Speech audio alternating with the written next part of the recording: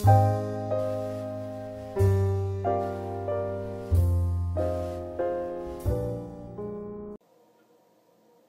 guys, how you doing? It's Ricardo here again.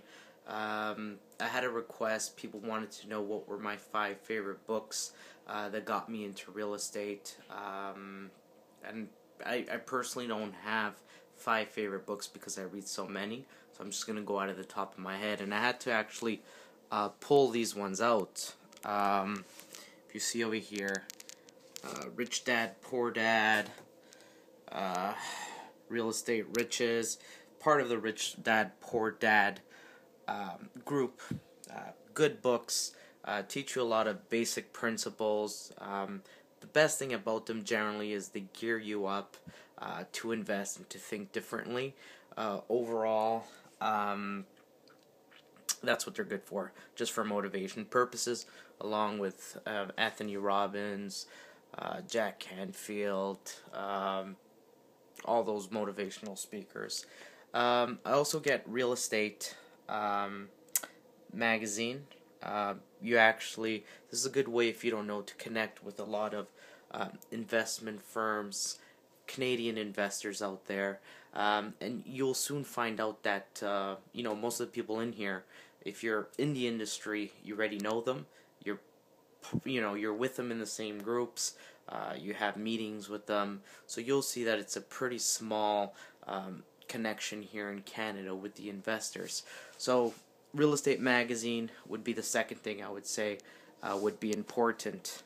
Now, a third one, when I was starting, that really helped me out, I just pulled it out here, I would say would be this book, Millionaire Real Estate Investor by Gary Keller. He pretty much breaks down, into 4 steps how to be a real estate investor. First, you have to think $1 million, then you have to buy $1 million, then you have to own $1 million in real estate, and then you need to produce $1 million a year in cash flow. So he takes you through those procedures, extremely informative. If you buy any real estate book this year, this is a really good one to start. Certainly better than any of the Canadian ones out there. Hate to say it, but better than any of those REIN systems out there, the Don Campbell books. Even though this one's not Canadian, personally, nothing against Don Campbell, this book is better than the Dummy series out there as well, which I bought too. So I would say that would be number 3.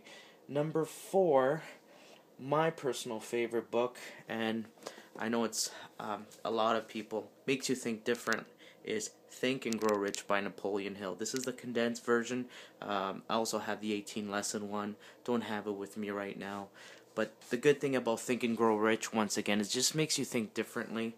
Your mindset, it makes you become an investor, and just being conscious, being health conscious is one thing.